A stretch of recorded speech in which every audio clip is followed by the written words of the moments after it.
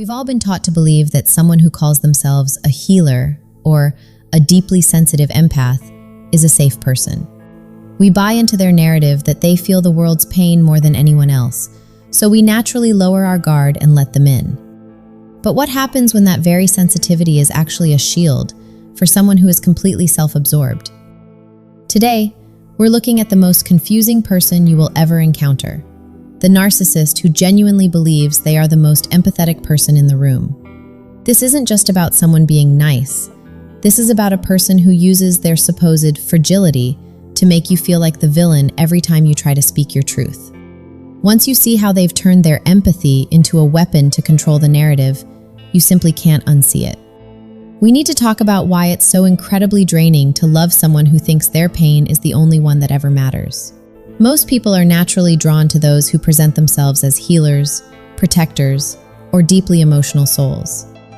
We are taught that being highly sensitive is a badge of honor, so when someone leads with their bleeding heart, we immediately drop our defenses. This is precisely where the trap is set.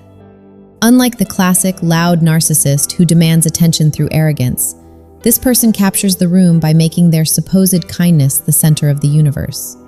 They don't just want to be liked, they want to be worshipped for how much they sacrifice for everyone else. The confusion starts when you realize that their empathy never actually reaches you. You might be going through a genuine crisis, but the moment you share your struggle, they somehow pivot the conversation back to how much your pain is affecting them. They don't offer a shoulder to cry on, they offer a performance. If you don't acknowledge their support enough, you suddenly become the ungrateful one. It creates a heavy, suffocating atmosphere where you feel like you are constantly auditioning for their approval. You begin to notice that their good deeds always come with a silent invoice. They use their sensitivity as a shield to deflect any accountability. If you bring up a boundary, they crumble into a heap of tears, claiming you are too harsh for their delicate spirit. It is a brilliant, exhausting form of control. You end up silencing your own needs just to keep their fragile ego intact, realizing too late that their empathy was never about understanding you. It was about making sure they remained the hero of every story. The hardest part to grasp about this personality is that they aren't just lying to you, they have successfully deceived themselves. Unlike a conscious predator who calculates every move, this individual has constructed an internal identity where they are the ultimate giver. This empath mask isn't just a costume they put on for the public, it is the very oxygen they breathe to avoid facing their own hollow reflection. If they were to admit that their kindness is actually a tool for validation, their entire sense of self would collapse. So, they double down on the narrative of being too good for this cruel world to protect a very fragile, very demanding ego. In their mind, their sensitivity grants them a special status that exempts them from the basic rules of human interaction. They believe that because they feel so much, they are entitled to more space, more patience, and more forgiveness than everyone else. This is where the psychological flip happens. Their supposed empathy becomes a one-way mirror. They use it to scan your vulnerabilities, not to comfort you, but to find the exact pressure points that will keep you tethered to them. They don't want a partner. They want a mirror that reflects a saintly image back at them at all times. When you challenge this image, you aren't just asking for a change in behavior, you are threatening their survival. This is why their reaction to criticism is so explosive or deeply passive-aggressive. To them, you aren't just pointing out a flaw, you are attacking the hero they have spent a lifetime inventing. They would rather destroy the relationship or smear your character than spend a single second looking at the cold, calculating reality behind their sensitive exterior.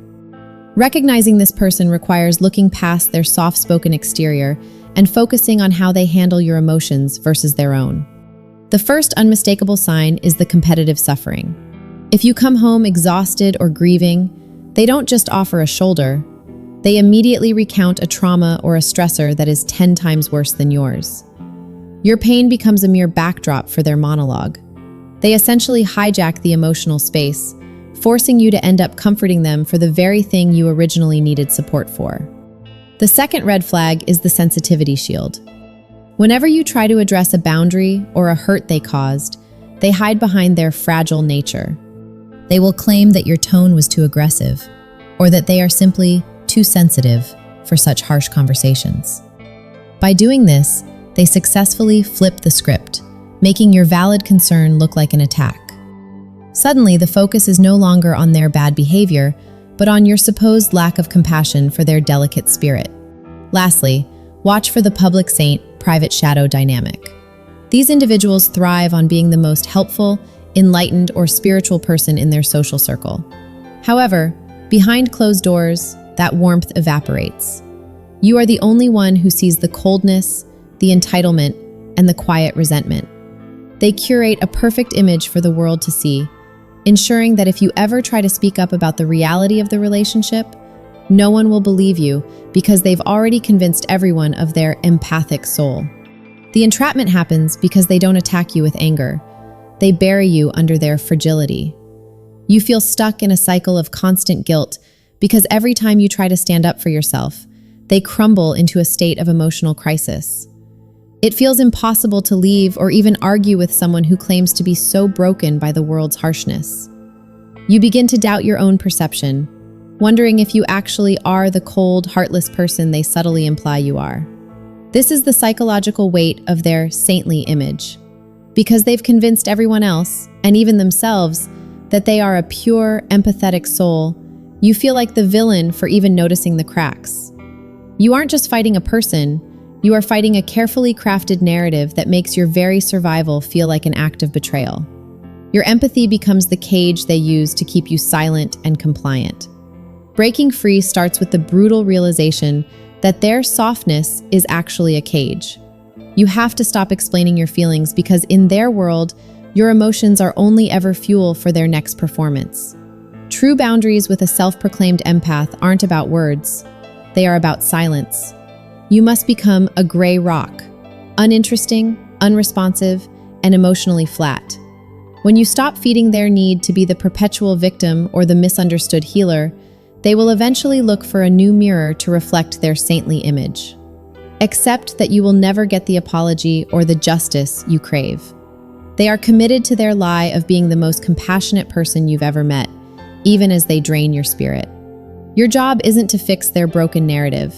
It is to reclaim your own reality. Walking away isn't an act of cruelty. It is the only way to protect the genuine empathy you have left before they consume it entirely.